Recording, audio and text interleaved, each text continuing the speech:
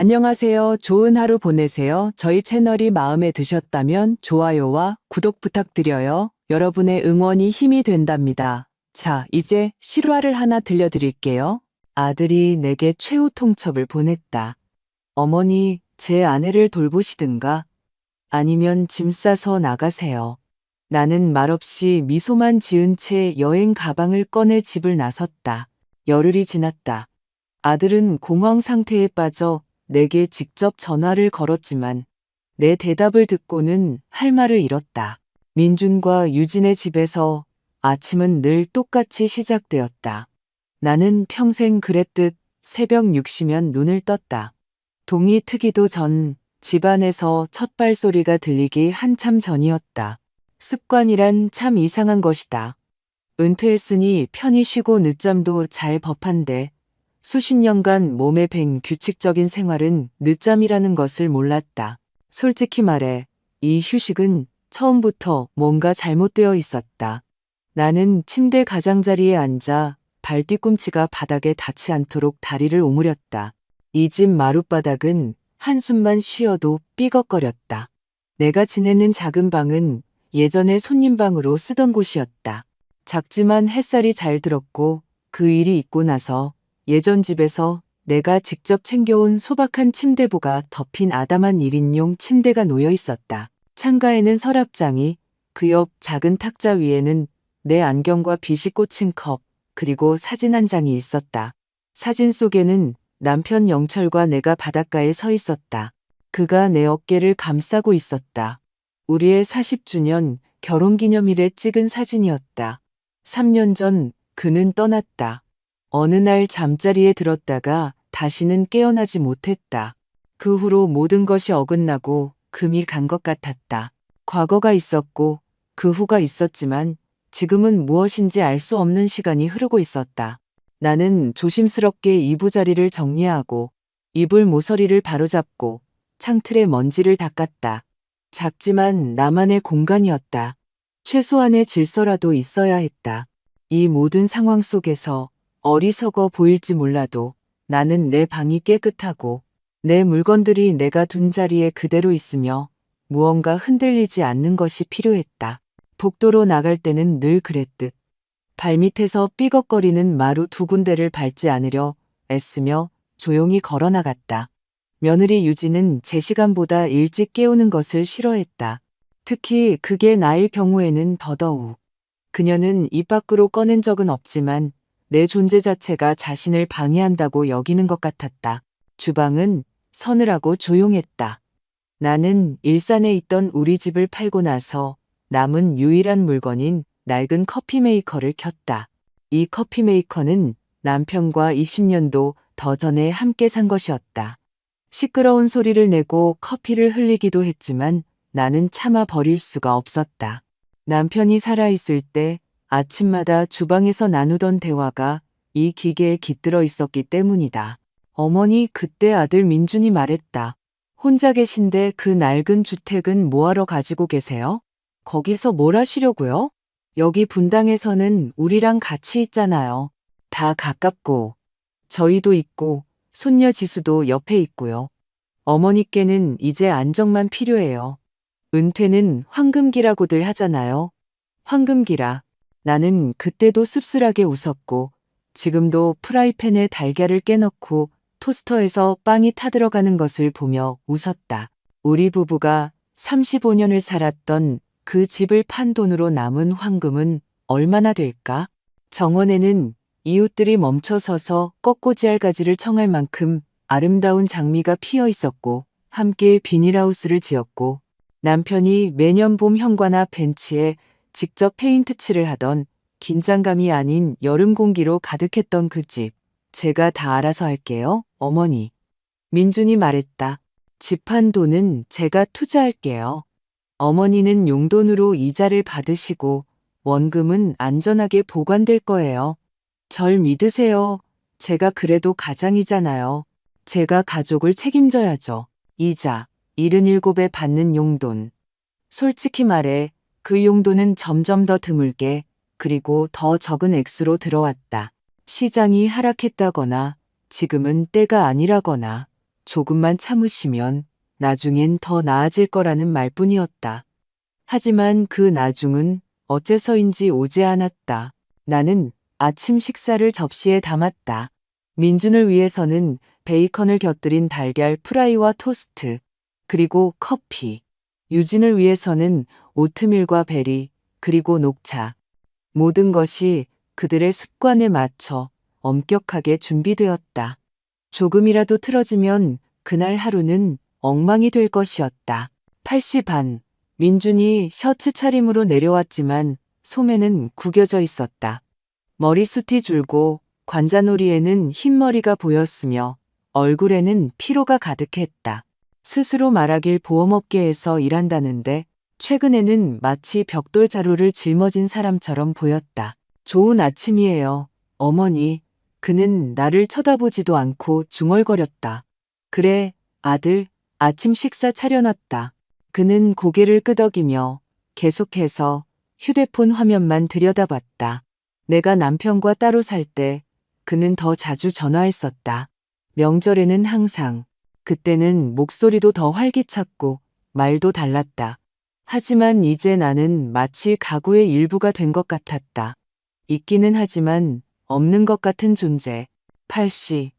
유진이 하이힐 소리를 또각거리며 주방으로 들어왔다. 그녀의 모든 것은 완벽했다. 미용실에서 막 나온 듯한 머리, 한치의 오차도 없는 화장, 다리미질로 반짝이는 정장. 쉰을 바라보는 나이였지만 나이의 흔적조차 보이지 않으려 애쓰고 있었다. 어머님, 유진이 차갑게 말했다. 오트밀에 또 계피를 너무 많이 넣으셨네요. 미안하구나, 유진아. 다음엔 더 신경 쓸게. 그녀는 아무 대답 없이 마치 먹을 수 없는 것을 앞에 둔 것처럼 접시를 밀어냈다. 민준 씨, 잊지 마요. 오늘 디자이너 오기로 한 거. 2층 리모델링 상의해야 해요. 나는 얼어붙었다. 손에 든 커피 주전자가 얼음장처럼 차갑게 느껴졌다. 2층. 하지만 거긴 당신들 침실하고 내 방밖에 없는데, 네, 그녀가 태연하게 말했다. 집을 좀 정돈할 때가 됐어요. 그리고 우리 침실 옆에 있는 그 작은 방. 서재로 쓰기에 완벽한 공간이에요. 민준 씨에게는 일할 공간이 필요하니까요. 하지만 내가 거기 살잖니. 나는 떨지 않으려 애쓰며 말했다. 침묵이 흘렀다. 민준이 휴대폰에서 시선을 들었다. 어머니, 아직 아무것도 결정된 건 아니에요. 그냥 디자이너가 뭘 제안하는지 보려는 거예요. 그럼 만약 결정하면 나는 어디로 가니? 유진이 미소 지었다. 보고서용 사진에서나 볼 법한 그런 미소였다. 두고 봐야죠. 어머님, 아래 지하실은 어떠세요?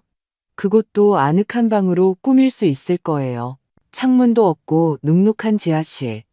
유진 자신은 한 번도 내려가 본 적 없는 바로 그곳이었다. 나는 아들을 쳐다봤다. 그가 무언가 한마디라도 해줄 수 있었을 텐데.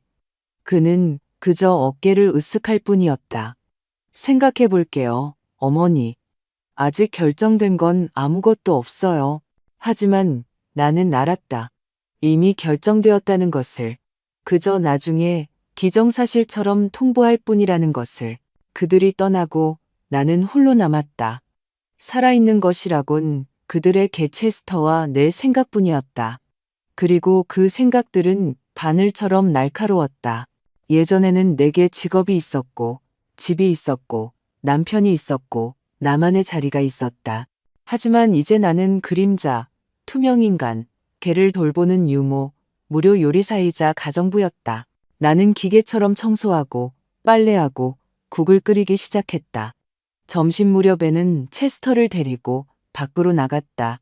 나는 아무도 인사하지 않고 아무도 눈을 마주치지 않는 분당의 거리를 걸었다. 일산에서는 그렇지 않았다. 그곳에서는 이웃들의 이름을 알았고 버스 정류장에서는 내 장미에 대해 이야기했다. 그곳에는 나를 위한 자리가 있는 공기가 있었다. 집에 돌아오니 광고지 사이에 은행에서 온 우편물이 있었다. 남편과 내 공동명의 통장이 있던 바로 그 은행이었다. 이상했다. 민주는 모든 자금이 이미 투자에 들어갔다고 말했는데. 봉투를 열었다. 통장에는 200만 원 남짓한 돈만 찍혀 있었다. 아버지가 돌아가신 후 거의 3억 원이 남아 있었을 텐데 어디로 간 걸까? 만약을 위해 모아둔 우리 돈이. 손이 떨렸다. 나는 그 종이를 주머니에 넣고 주방으로 향했다.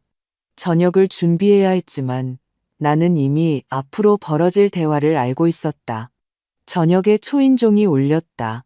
내가 문을 열자 문 앞에는 지수가 서 있었다. 내 지수, 나의 유일한 손녀, 나의 버팀목. 문 앞에 선 지수를 보자 심장이 덜컥 내려앉았다. 그녀는 등에 배낭을 메고 청바지를 입은 채 화장기 없는 얼굴로 서 있었다. 언제나처럼 꾸밈 없는 모습이었다. 그 가벼운 걸음걸이, 고집스러우면서도 세심한 그 표정. 마치 내가 말하지 않았음에도 지금 내가 그 누구보다 자신을 필요로 한다는 것을 아는 듯했다. 할머니. 그녀의 목소리에는 내가 그토록 그리워했던 온기가 담겨 있었다. 나는 그녀를 끌어안았다.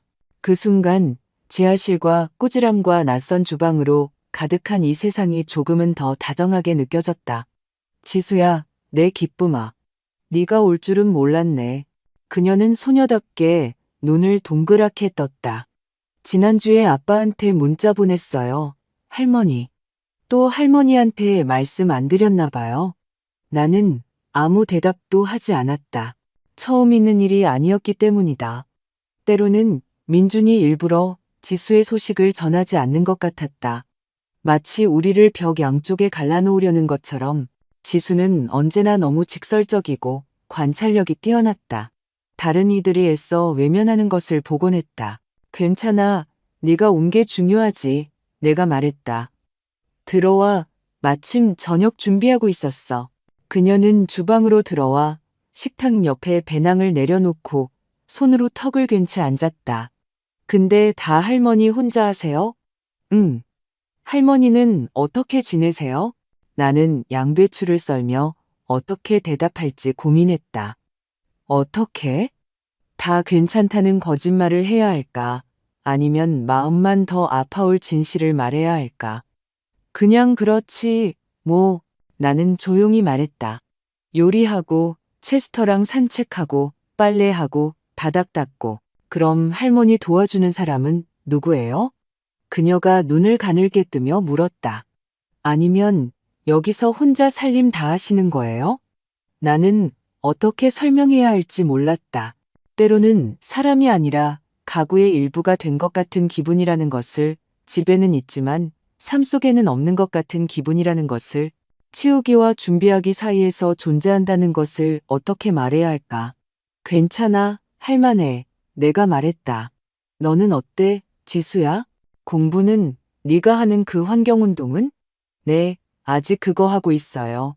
지금은 도시 녹화 프로젝트를 하고 있는데 문득 할머니 정원이 생각났어요. 일산에 있던 집. 우리가 토마토 심었던 그 비닐하우스요. 나는 미소 지었다. 그녀가 고무장화를 신고 밭 사이를 뛰어다니던 모습. 마치 마법을 보듯 새싹을 바라보던 모습이 떠올랐다. 있잖아요, 할머니.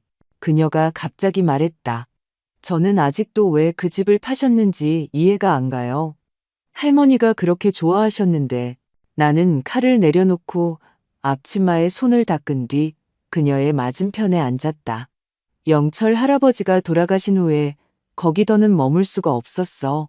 모든 것이 그 사람을 떠올리게 했거든. 그때 민준이가 계속 설득했지. 저희 집에 오세요. 혼자 계시지 않게. 그래서 나는 믿었어. 내가 그들에게 필요할 거라고 믿었지. 지수가 내 손 위에 자신의 손을 덮었다. 할머니는 정말 그들에게 필요해요. 단지 이런 방식이 아닐 뿐이죠. 그 사람들은, 그녀는 말을 흐렸다. 그 사람들은 할머니를 하녀처럼 대하잖아요. 그리고 할머니도 그걸 아시죠. 나는 반박하고 싶었다. 아니, 꼭 그렇지는 않다고. 여기서 나를 반겨준다고. 하지만 그럴 수 없었다. 지수의 눈에 내 자신의 진실이 비치고 있었기 때문이다. 괜찮아, 얘야. 그냥 내가 좀 피곤해서 그래. 이건 피로가 아니에요. 저 여기 올 때마다 느껴요. 이 집은 남의 집 같고 할머니는 그 안에서 세입자 같아요. 자기 구석에서요.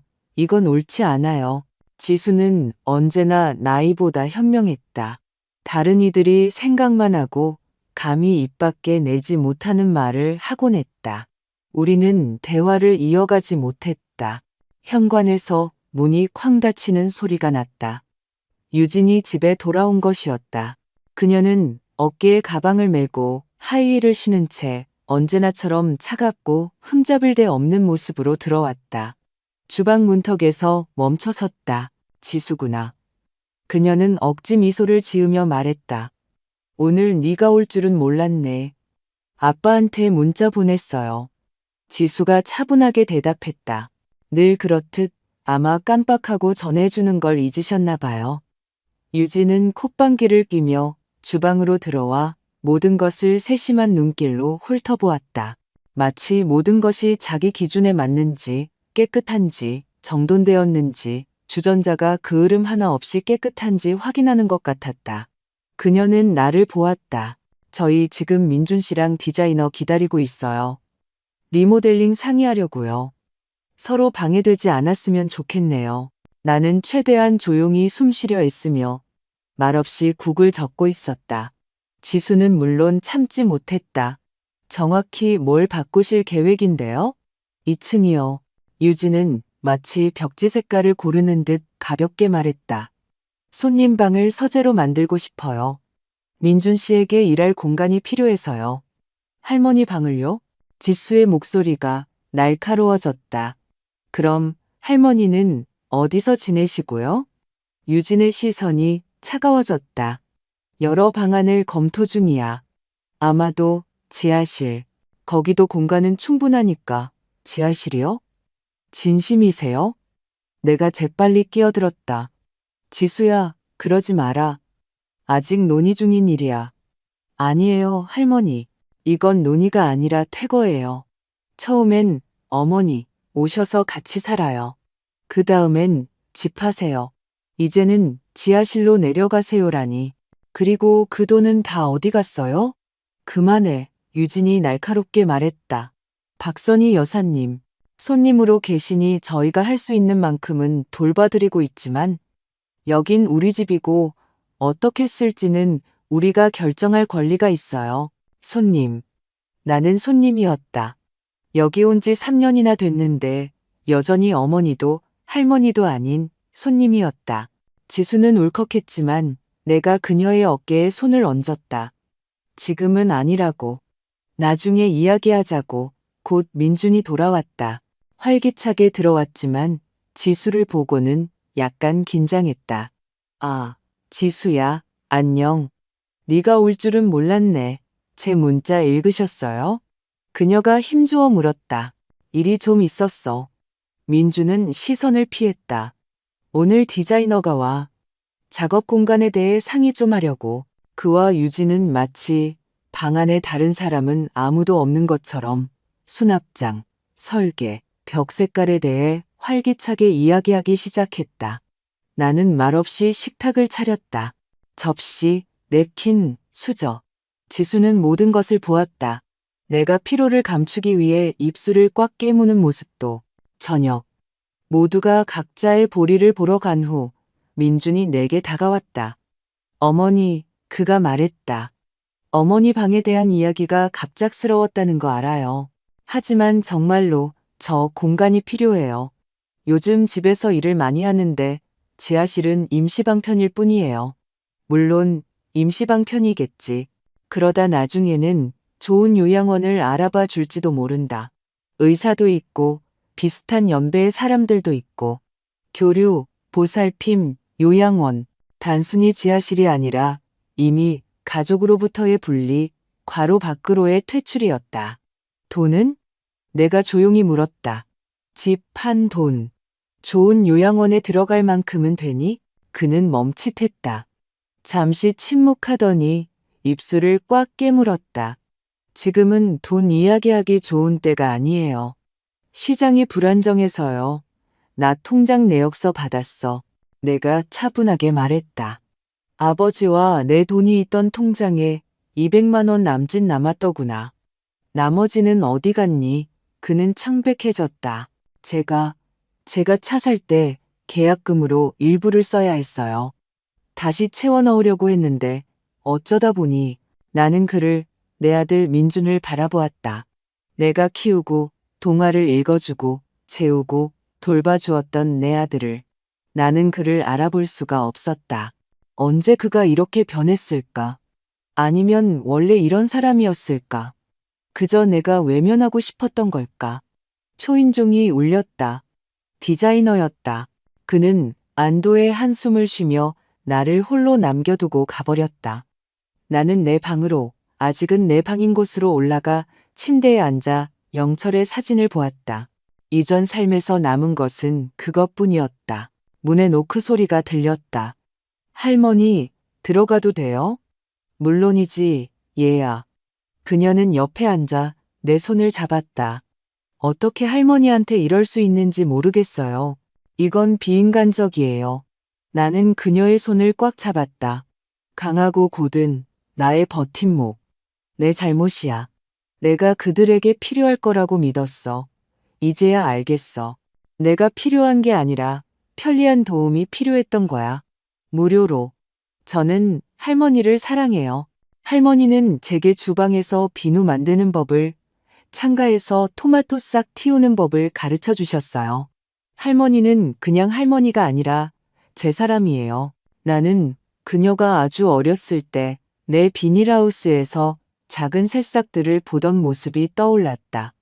모든 푸른 잎사귀를 기적처럼 기뻐하던 모습. 아래층에서는 목소리들이 들렸다. 민준, 유진, 디자이너. 나 없이 내 방에 대해 논의하고 있었다. 나는 지수의 눈을 그리고 내 안에서 무언가 변했다. 오랜만에 처음으로 안에서 무언가 딸깍하는 소리가 난 것 같았다. 어쩌면 아직 모든 것을 잃은 것은 아닐지도 모른다.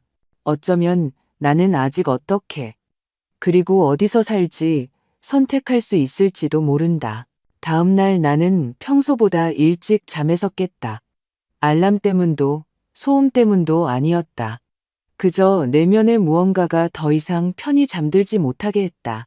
모든 것이 쳇바퀴 돌듯 반복되었다. 일어나서 몸단장을 하고 주방으로 가서 아침을 준비했다. 모든 것이 안개 속에 있는 듯했다. 단지 이제 그 안개 속에는 뚜렷하고 무거운 생각이 떠올랐다. 나는 제자리에 있지 않다. 지수는 첫 기차를 타러 갔다. 강의와 프로젝트 지도 교수와의 만남이 있다고 했다. 우리는 대문 앞에서 껴안았고 그녀는 주말에 다시 오겠다고 약속했다. 그리고 할머니, 그녀가 진지하게 말했다. 우리 다시 이야기해요. 하지만 그동안 그냥 생각해 보세요. 앞으로도 이렇게 살고 싶으신지. 나는 그저 고개를 끄덕일 뿐 더는 말을 잇지 못했다. 목에 무언가 걸린 것 같았다. 집이 비자 나는 늘 하던 대로 집안일에 매달렸다. 하지만 손은 움직이고 생각은 멈춰 있었다. 생각은 마치 다른 곳. 아직 우리 집이 있던 일산 정원이 있던 곳. 내 젬병들이 선반에 가지런히 놓여 있던 곳. 모든 것이 제자리에 있던 그 어딘가에 가 있었다. 나는 내 방으로 가서 오래된 사진첩을 꺼냈다. 오랫동안 보지 않았던 사진들이 있었다. 여기 남편과 내가 낡은 배나무를 배경으로 별장에서 찍은 사진. 여기 졸업식 날 학교 동료들과 함께 부케를 들고 웃고 있는 내 모습. 그리고 여기 아직 어렸던 민준이 내 무릎에 앉아 플라스틱 자동차를 손에 쥐고 있는 모습. 꾸밈 없이 필요 없이 원망 없이 렌즈를 보고 그저 엄마에게 미소 짓고 있었다. 나는 오랫동안 이 사진을 바라보았다. 그러고는 생각 없이 휴대폰을 꺼내 번호를 눌렀다. 젊을 때부터 가지고 다니던 수첩에 적어둔 낡은 번호였다. 여보세요. 익숙한 목소리가 들려왔다. 경자니? 나야, 선이. 세상에 몇 년 만이야. 너 맞니? 나는 미소를 참을 수 없었다. 나야. 미안해. 연락 못해서 정신이 없었어. 무슨 소리야, 바보야. 내가 얼마나 너를 찾았는데. 영철 씨 돌아가신 후로 그냥 사라져 버렸잖아.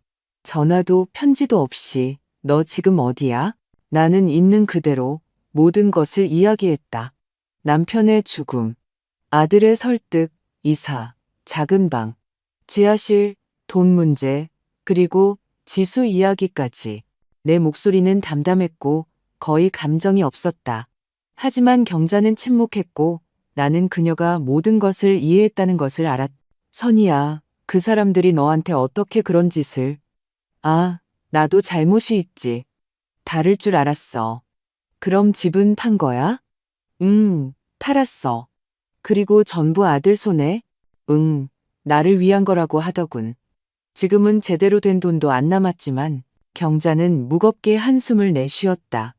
내 말 잘 들어. 너 거기 계속 있을 의무 없어. 원하면 나한테 와.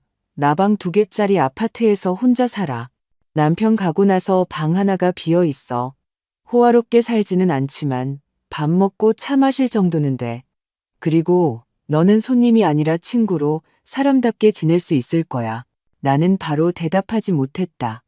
말을 하기가 어려웠다.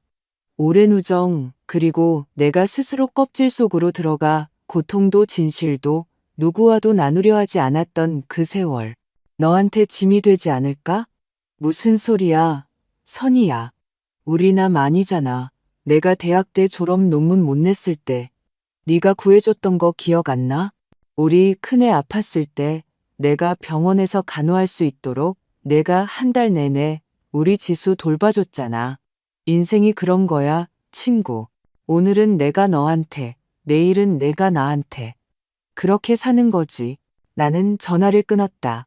희망인지 옹기인지 모를 감정을 느꼈다. 오랜만에 처음으로 어딘가에서 나를 진심으로 기다리고 있다는 것을 느꼈다. 저녁, 늘 그랬듯 나는 주방에 홀로 앉아 있었다. 민준과 유진은 이웃집에 저녁 식사를 하러 갔다. 이제 그들은 그것을 저녁 식사라고 불렀다. 하지만 대부분은 그저 과시일 뿐이었다. 자신들의 집이 얼마나 잘 꾸며져 있는지, 식탁이 얼마나 세련되게 차려져 있는지, 냅킨은 어떤 것을 쓰는지, 유진이 아보카도로 얼마나 근사한 전체 요리를 만드는지 보여주기 위함이었다. 그런 저녁에 나를 쳐다보지도, 초대하지도, 묻지도 않았다. 나는 주전자에 물을 올리고 진한 홍차를 따라 식탁에 앉았다. 무릎 위에는 그 사진첩이 놓여 있었다. 나는 마치 그것이 진짜나 한때 존재했던 나, 자신이 무엇을 원하는지 알았던 나에게로 가는 지도인 양 넘겨보았다. 아침에 나는 결심했다. 히스테리도 큰 소리도 비난도 없이 차분하고 단호하게. 나는 더 이상 지하실로 가라는 말을 기다리지 않을 것이다. 삶에 대한 허락을 구하지 않을 것이다. 경자에게로 갈 것이다. 나는 식탁에 앉아 깨끗한 종이를 꺼내 글을 쓰기 시작했다. 감정 없이 사실만을.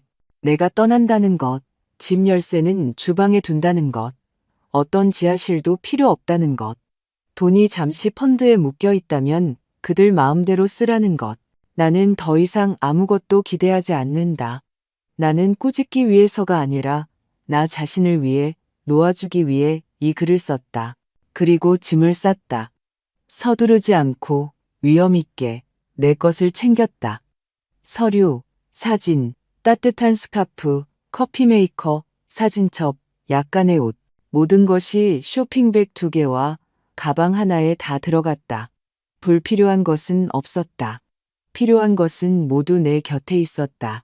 나는 내 예전 방문을 닫고 복도를 지나 밖으로 나섰다.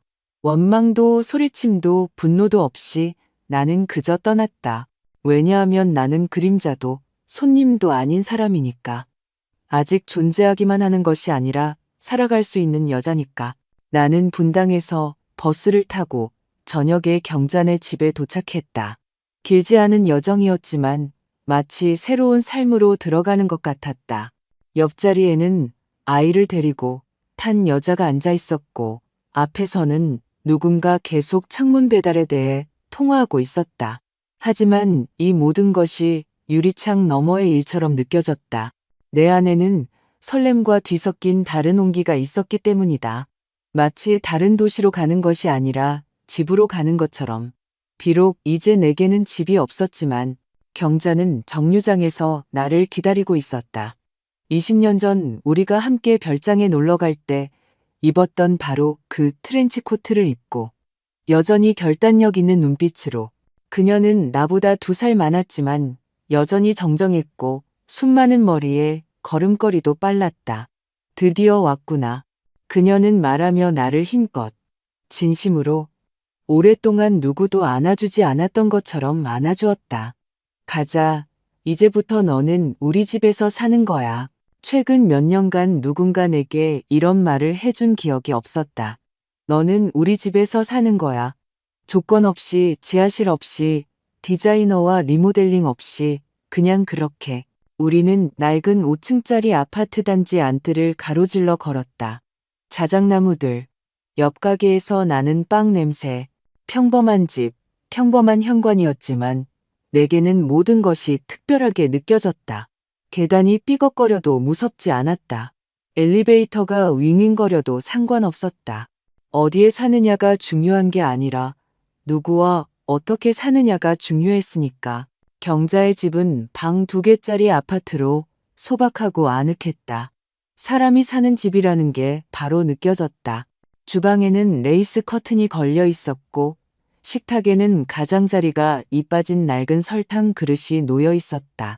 이제 내 방이 된 곳에는 낡은 책상과 의자, 그리고 노란 침대보가 덮인 큰 침대가 있었다. 여기서 영철 씨가 지냈어. 경자가 조용히 말했다. 그 사람이 가고 나서는 이 방에 제대로 들어온 적이 없어. 이제 선이 내가 이 방에 숨을 불어넣어 줄래? 다시 살아있는 누군가가 지냈으면 좋겠어. 나는 고개를 끄덕였다. 목이 메었다. 고마워. 고맙긴 뭘. 그녀가 손사래를 쳤다. 우리 남 아니잖아. 기억나? 대학 때 내가 졸업 못할 뻔했을 때 내가 구해줬잖아. 우리 큰애 아팠을 때는 내가 병원에서 밤새울 수 있게 내가 한 달 내내 지수 돌봐줬고. 인생이 그런 거야, 선이야. 오늘은 내가 너한테, 내일은 내가 나한테. 그렇게 사는 거지. 우리는 주방에 앉아 잼을 곁들여 차를 마시며 마치 침묵의 세월이 없었던 것처럼 이야기했다. 지수에 대해, 학교에 대해, 늙어감에 대해, 그리고 내가 바친 모든 것이 항상 돌아오지는 않는다는 것을 문득 깨닫게 되는 것에 대해. 그 사람들은 어떻게 됐어? 그녀가 물었다. 아들이랑 며느리 말이야. 아무 말도 없어? 쪽지를 남겨뒀어. 읽었겠지. 전화가 와도 바로는 아닐 거야. 엄마가 떠났다고 어떻게 말해야 할지 생각할 시간이 필요할 테니 디자이너 앞에서 창피하잖아. 경자는 씁쓸하게 웃었다. 요즘 세상이 그렇지. 편리한 엄마, 조용한 엄마, 방해되지 않는 엄마. 자기 의견이라도 내면 바로 규격 외에 취급받고 요양원이나 가라고 하고. 우리는 침묵했다. 그러다 그녀가 갑자기 일어섰다.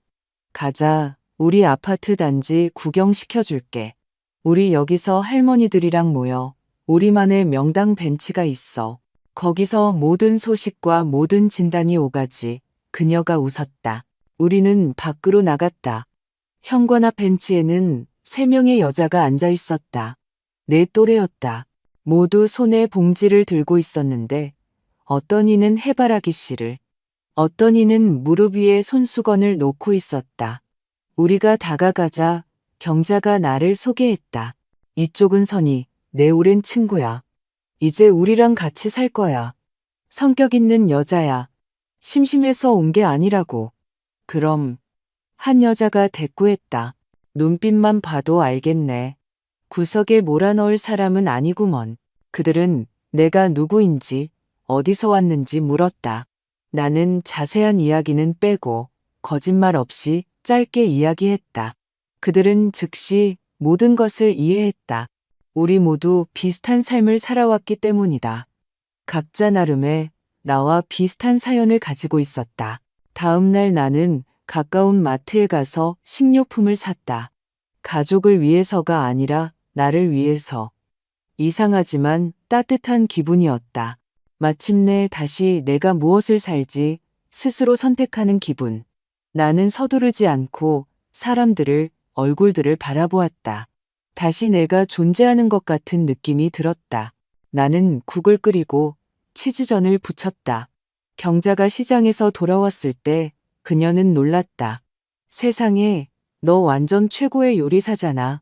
선이야, 너랑 있으면 굶어 죽을 일은 없겠다. 나는 가볍고 자유롭게 웃었다. 마치 수년간 쌓였던 것이 한꺼번에 빠져나가는 것 같았다. 저녁에 민준에게서 전화가 왔다. 어머니, 목소리는 긴장되어 있었다. 어디세요? 경자네. 내가 차분하게 대답했다. 너도 기억하지?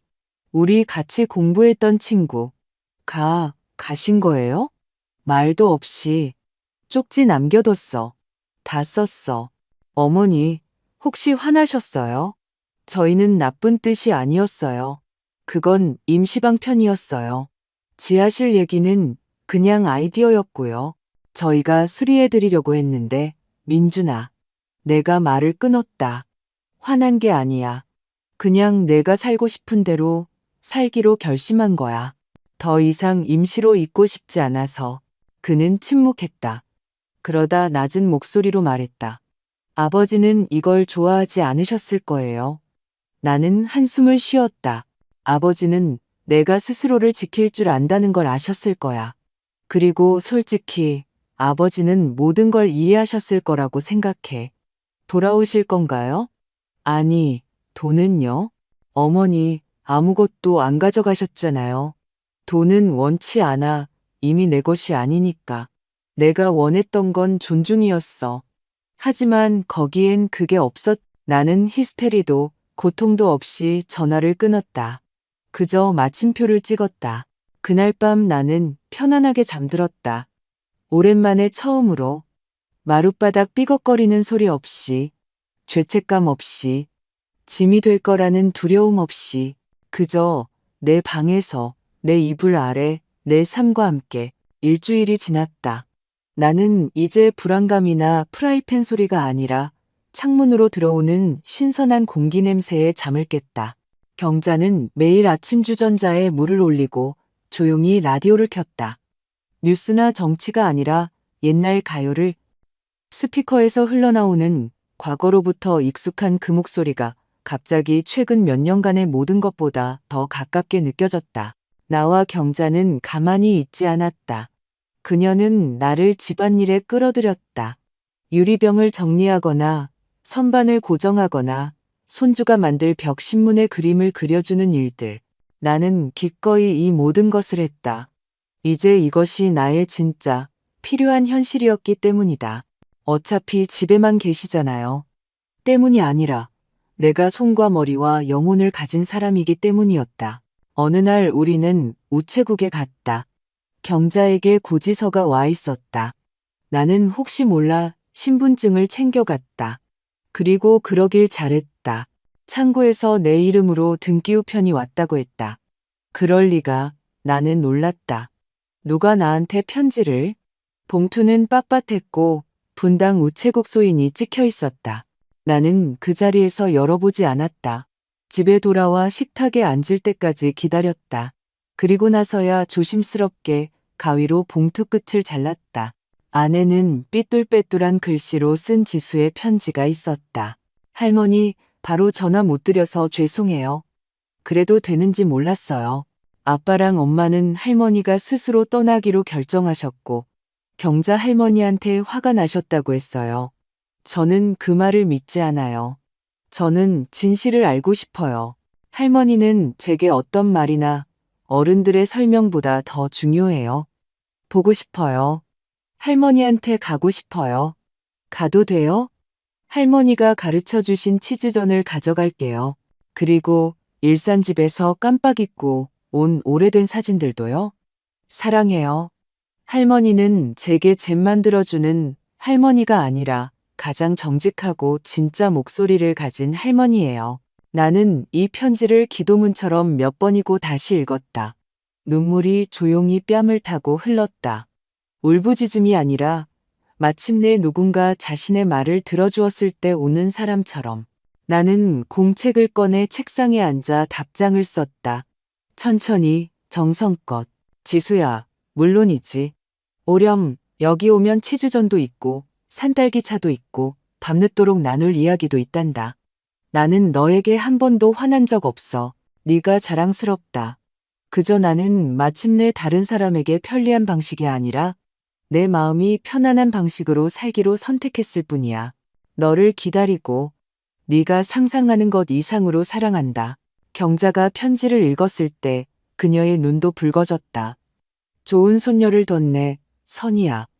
어지간한 어른도 저렇게는 못해. 마음이 제자리에 있는 아이야. 나는 고개를 끄덕였고 마음이 한결 더 밝아졌다. 이틀 후 민준에게서 전화가 왔다. 두 번째였다. 나는 놀랐지만 전화를 받았다. 어머니, 제가 생각해봤는데 저희가 지하실 얘기나 그런 계획들로 정말 선을 넘었던 것 같아요. 그냥 저희는 유진이랑 저는 모든 걸 편리하게 만들고 싶었어요. 아시잖아요. 저희 지금 힘들어요. 대출금에 집 담보대출에 어머니가 혼자 계신 것보다 저희랑 있는 게 더 나을 거라고 생각했어요. 나쁘지 않았어, 민준아. 하지만 좋지도 않았지. 나는 그림자처럼 살았고 돈 문제가 아니었어. 내가 가사 기능의 일부가 되었다는 느낌이었지. 그는 무겁게 한숨을 쉬었다. 더 조용하게, 마치 변명하는 게 아니라 있는 그대로를 말하는 것처럼 이야기했다. 이제 다 알겠어요, 어머니. 단지 그게 다른 쪽에서 어떻게 보이는지 몰랐어요. 그런데 이제 방은 비어 있고 어머니는 떠나셨고 지수는 화가 나 있고 집은 조용해요. 아침에 습관처럼 일어나서 커피 냄새가 나길 기다리는데 없어요. 나는 침묵했다. 지금도 마음이 아팠기 때문이다. 하지만 나는 알았다.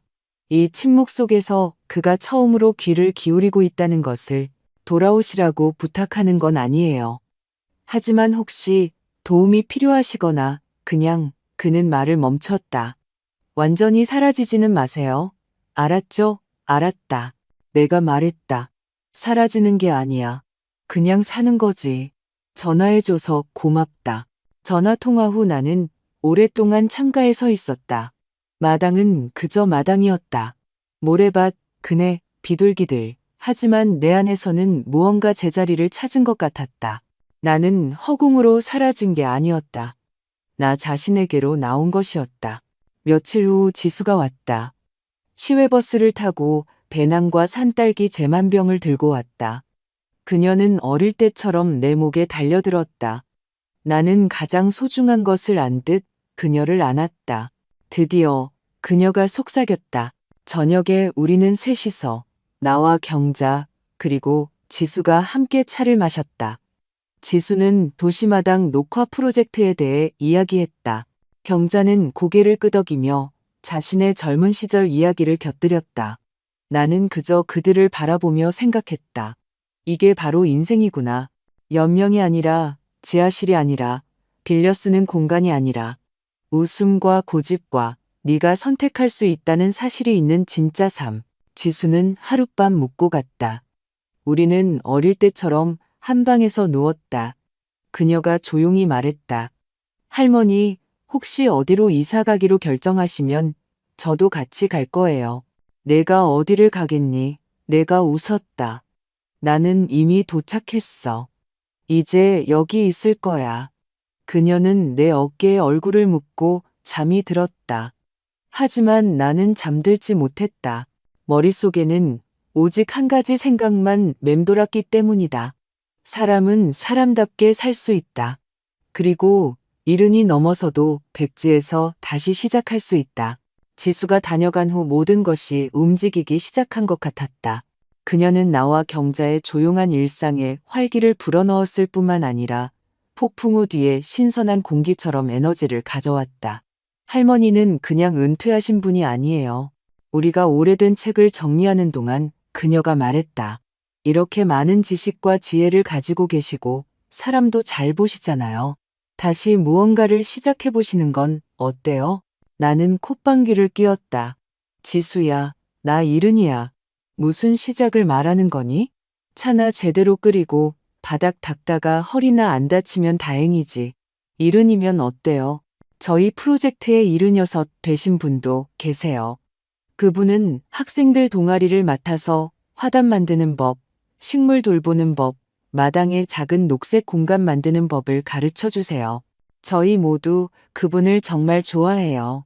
나는 생각했다. 정말 왜 안 되겠어? 일산에 살 때 나는 아이들과도 밭일과도 비닐하우스 일과도 뭐든 다 했었. 지금은 힘도 있고 지난 몇 년간보다 의욕도 더 넘쳤다. 그때 지수가 말했다. 할머니 원하시면 제가 저희 담당자분께 전화해 볼까요? 마침 저희 쪽에 요청이 들어왔어요. 식물 재배 경험이 있는 분을 찾고 있거든요. 도시 텃밭 프로젝트를 도울 분이요. 우리 환경에서 어떻게 심고 물 주고 돌봐야 하는지 아는 분이 필요해요. 어때요? 해보실래요? 나는 바로 대답하지 못하다가 한숨을 쉬었다. 해봐라. 최악의 경우엔 안 된다고 하겠지. 이틀 후 나와 지수는 주민센터로 갔다. 그곳에서 프로젝트 자원봉사자 모임이 있었다. 나는 약간 어색함을 느꼈다. 주위에는 온통 젊은이들, 안경을 쓰고 운동화를 신고 노트북을 든 청년들이었다. 하지만 지수가 나를 소개하며 내가 수십 년 경력의 실무가이자 손과 마음을 가진 사람이라고 말하자 갑자기 사람들이 나를 진심으로 존경심을 담아 바라보았다. 혹시 강좌를 맡아보시겠어요? 젊지만 진지해 보이는 한 여성이 물었다. 저희가 지금 한 지역에서 프로그램을 시작하고 있어요. 그곳에는 주로 어르신들이 사시는데 많은 분이 외롭게 지내세요. 저희는 마당에 활기를 불어넣고 텃밭과 화단을 만들어 집 밖으로 나올 의미를 만들어드리고 싶어요. 그분들과 소박하게 사람 대 사람으로 이야기하고 어떻게 하는지 보여줄 수 있는 분이 필요해요. 하실 수 있겠어요? 나는 말없이 고개를 끄덕였다. 내면 어딘가에서 이미 알고 있었기 때문이다. 할 수 있다고 이것이 바로 인생이니까. 나 자신만을 위해서가 아니라 다른 사람들을 위해서도. 몇 주 후, 나는 일주일에 2번씩 이웃 동네로 다녔다. 두 아파트 건물 사이에 있는 잡초 외에는 거의 아무것도 자라지 않던 작은 공터였다. 우리는 그곳 주민 아주머니들과 함께 메리골드를 심고 마른 나뭇가지를 자르고 텃밭을 만들었다. 그리고 무엇보다도 이야기를 나누었다. 박선희 선생님은 어디서 오셨어요? 그들이 물었다. 일산에서 왔어요. 내가 말했다. 그러다 분당 아들네서 살다가 지금은 여기 친구네 있고요. 대단하시네요. 다들 그런 결심은 못하는데. 결심한 게 아니에요. 나는 솔직하게 말했다. 그냥 어느 날 더는 누군가 내게 삶을 주길 기다릴 수 없다는 걸 깨닫고 스스로 잡았을 뿐이에요. 지수는 와서 돕고 사진을 찍었다. 그러던 어느 날 와서는 이렇게 말했다. 할머니, 구청에서 편지 왔어요. 너무 놀라지 마세요. 나는 봉투를 열었다. 안에는 프로그램 발전에 기여한 공로에 대한 감사장과 서명, 직인이 찍혀 있었다. 나는 웃었다. 3년 동안 남의 집 변기를 닦고 큰 기침 소리도 못 내던 늙은이에게 구청에서 온 감사장이라니. 세상은 알고 보니 얼굴을 돌려 보여주기도 하는 것이었다. 그러다 저녁에 차를 마시는데 민준에게서 전화가 왔다. 어머니, 저 들었어요. 이제 프로젝트 하신다고요. 신문에도 나오셨다면서요. 지수가 저희한테 링크 보내줬어요. 나는 침묵했다. 어머니, 어떻게 말씀을 드려야 할지 모르겠어요. 부끄러워요. 전에는 제가 모든 걸 옳게 하고 있다고, 해야 할 대로 하고 있다고 생각했는데, 이제 어머니를 보니 역겨워요. 역겨워할 거 없어. 내가 조용히 말했다. 거칠애를 위해서가 아니라 진심으로 정직하게 살아야 하는 거야. 그는 잠시 침묵하다가 말했다. 찾아뵙고 싶어요. 그냥 이야기하러요. 따지거나 변명하러 가는 게 아니라 그냥 아들로서 어머니에게요. 괜찮을까요? 나는 오랫동안 침묵했다. 그러다 말했다. 오렴. 하지만 손님으로가 아니라 설명하려 하지 않고 들을 준비가 된 사람으로 오너라. 다음 날 그는 유진 없이 혼자 왔다. 내가 모종을 돌보고 있던 방으로 그가 들어왔을 때 나는 일어서지 않고 그저 눈을 들었다. 그는 서 있었다. 키가 크고 내 아들이고 어른이지만 길을 잃은 모습으로. 어머니, 죄송해요. 그가 말하며 고개를 숙였다. 이제 다 알겠어요. 너무 늦은 것 같아 두렵습니다. 늦었다는 건 용서를 구할 줄 모르는 사람들에게나 해당하는 말이야. 너는 왔잖니? 그는 옆에 앉았다. 우리는 오랫동안 침묵했다. 그러다 내가 그냥 그의 손을 잡았다.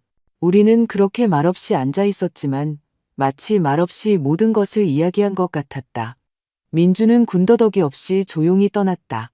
우리는 포옹하지도 울지도 더 가까워지자고 맹세하지도 않았지만 우리 사이에 무언가 딱 붙어 있던 것이 떨어져 나간 것 같았다. 우리가 수년간 벽돌 하나하나 쌓아 올렸던 바로 그 벽이. 그가 나가자 가슴에는 분노도 원망도 아닌 평온이 남았다. 며칠 후 유진이 문 앞에 나타났다. 초인종도 예고도 없이. 내가 문을 열자 그녀는 늘 그랬던 그 표정으로 서 있었다.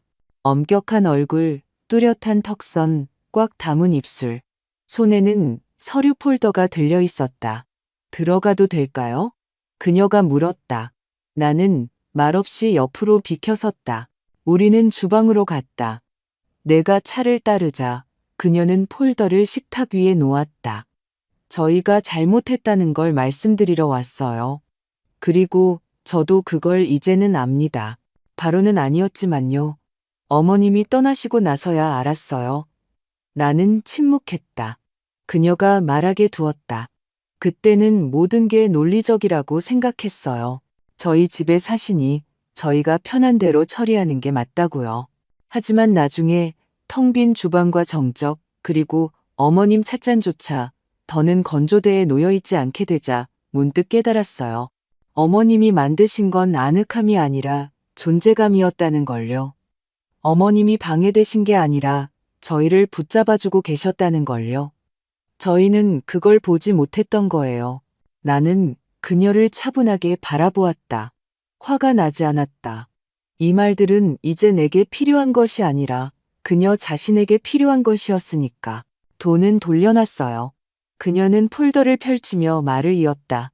집 팔아서 나온 돈, 이자까지 전부요. 여기 내역서예요. 어머님 명의로 된 통장이고요. 오직 어머님 거예요. 용서를 구하는 게 아니에요. 제가 처음부터 했어야 할 일을 하는 것뿐이에요. 나는 폴더를 받아보았다. 그래, 통장은 개설되었고 금액도 제자리에 있었다. 알다시피 유진아, 내가 조용히 말했다. 문제는 돈이 아니었어. 내가 그 집에서 아무것도 아니었다는 사실이지. 그냥 일하는 손, 그냥 침묵하는 그림자. 돈은 좋지만 너무 늦었어. 나는 이미 선택했으니까. 나는 당신들 그림자가 아니야. 나는 박선이야. 그리고 더는 남의 아늑함 속가구가 될 생각이 없어. 그녀는 꾸짖음 없이 조용히 고개를 끄덕이고 나갔다. 다음 날 경자가 신문을 가져왔다. 이것 봐, 선이야. 네가 여기 나왔네. 이면에, 아, 정말이었다. 흑백 사진, 삽을 들고 스카프를 두른 내 모습, 그리고 옆에는 화단. 제목은 한 어르신, 이웃들에게 영감을 주다. 도시 텃밭 프로젝트, 지역의 모범 사례로. 나는 읽으면서도 눈을 믿을 수 없었다. 그러다 신문을 내려놓고 웃었다. 자랑스러워서가 아니라 우습고 따뜻해서. 인생이란 게 거의 모든 것을 놓아버렸을 때 불쑥 다시 너를 되돌려 놓는구나. 저녁에는 지수가 계획서를 들고 왔다. 할머니, 놀라지 마세요. 저희가 담당자분들이랑 상의했는데요. 할머니를 구민회관에 초빙해서 정기강좌를 맡아달라고 하셨어요. 돈을 많이는 아니지만 안정적으로 받으실 수 있어요. 그리고 팀에 한 분이 더 필요하대요. 경자 할머니가 하시기로 저희끼리 이미 정했어요. 내가 뭘? 경자가 손사래를 쳤다. 난 벤치에 앉아 있는 것밖에 못하는데 할머니는 차와 사기 진작을 책임지실 거예요. 지수가 웃었다. 할머니 없이는 어떤 텃밭도 자라지 않을걸요. 나는 지수와 경자를 보며 믿을 수가 없었다. 1년 전만 해도 내 자리는 구석, 계단 밑, 소리 내면 안 되고 방해하면 안 되는 주방이라고 생각했다. 그런데 이제 내게는 일과 친구, 어른이 된 손녀, 그리고 비록 이면이지만 신문에 실린 이름이 있었다. 나중에 지수와 단둘이 남았을 때 그녀가 말했다. 있잖아요, 할머니. 할머니가 그들 곁을 떠나셨을 때 저도 무언가를 배웠어요. 여자에게는 떠날 권리가 있다는 것, 모두가 침묵하길 기대할 때라도요. 자신을 위해 살 수 있다는 것. 그리고 사랑이란 모든 걸 참는 게 아니라 아니라고 말할 줄 아는 것이라는 걸요. 나는 고개를 끄덕였다. 그녀가 옳았기 때문이다. 그러고 나서 우리는 오랫동안 창가에 앉아 있었다. 내가 그녀에게 말했다. 있잖니, 지수야. 지금은 마음이 편안해. 모든 게 쉬워져서가 아니라 모든 게 내 것이 되었기 때문이야. 나는 그림자도 누군가의 가족에 딸린 부속품도 아니야. 나는 내 실수와 기억과 사진과 텃밭을 가진 박선이란다. 지수가 내 손을 잡았다. 그리고 세상에서 제일 맛있는 치즈전을 가진 할머니요. 우리는 주방으로 갔다. 나는 가스레인지를 켜고 두부를 꺼냈다. 치즈전이 구워지는 동안 나는 나만의 진짜 냄새를 맡았다. 일산에서 비닐하우스에서 영철과 함께했던 우리 주방에서 나던 그 냄새. 단지 이제는 새로운 방식으로 어제가 아니라 오늘로 인생은 뒤로 돌아가지 않는다. 그저 앞으로 나아갈 뿐이다. 네가 스스로 걷는다면 몇 달이 더 흘렀다. 여름이 끝나가고 있었다. 저녁에는 서늘해졌고 공기에서는 가을 냄새가 났다. 아들네 지하실에서처럼 슬픈 가을이 아니라 다른 차분하고 나만의 가을. 네가 제자리에 있다는 것을 알 때, 늙어가는 것이 두렵지 않을 때, 네가 그림자 속이 아니라 삶 속에 있을 때의 그런 가을. 나는 동네 아주머니들과 계속 함께했다. 우리는 화단을 만들고 모종을 심고 잡초 뽑는 법을 배우고 낡은 창틀로 작은 비닐하우스를 짓기도 했다. 가끔은 구민회관에서 강의를 하며 토마토에 대해 튤립 구근을 보관하는 법에 대해 이야기했다. 그리고 항상 아주머니들이 흩어질 때면 누군가는 꼭 말했다. 고맙습니다, 박선희 선생님. 선생님은 빛과 같아요. 나는 가식 없이 웃었다. 기쁨이 진짜였기 때문이다. 지수는 상트페테르부르크, 아니 서울로 떠났다. 대학원에 합격했다. 스스로 연줄 없이 도움 없이 떠나기 전에 그녀는 말했다. 할머니, 제가 강하다는 거 아시죠? 왜 그런지 아세요? 할머니가 계셨기 때문이에요. 우리는 눈물 없이 그저 따뜻하게 오랫동안 껴안았다. 나는 알았다. 그녀는 가지만 길을 잃지 않을 것이다. 그녀는 자신과 함께 있는 법, 비좁아질 때 떠나는 법을 알기 때문이다. 그녀는 그것을 나에게서, 나는 인생에서 배웠. 어느 날 벤치에 나가 앉아 있는데 이웃집 남자가 다가왔다. 50살쯤 되어 보이는 조용한 남자였는데 손주를 데리고 있었다. 혹시 그 박선희 선생님이신가요? 그가 물었다. 선생님 덕분에 여기가 다 화사해졌다고 들었습니다. 저희 마당은 황량해서요. 혹시 어떻게 시작하면 좋을지 조언 좀 해주실 수 있을까 해서요. 나는 깨달았다. 바로 이거구나. 나는 그저 살아남은 사람이 아니라 시작하는 사람이었다. 가을에는 예전에 가르쳤던 옛 학교에서 편지가 왔다. 동창회에 초대한다며 저희는 모든 것을 기억합니다. 와주세요 라고 했다. 나는 갈 것이다. 더는 과거가 두렵지 않기 때문이다. 나는 이제 뒤돌아보아도 부끄럽지 않은 여자가 되었다. 그리고 민주는 자주 전화하지는 않았지만 진심으로 전화하기 시작했다.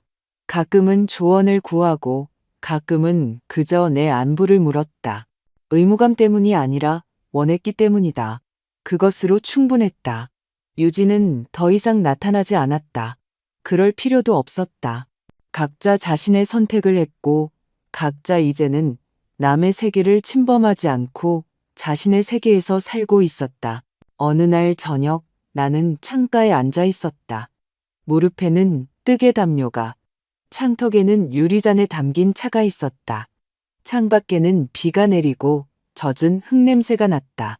그리고 나는 생각했다. 이것이 바로 소박한 행복이구나.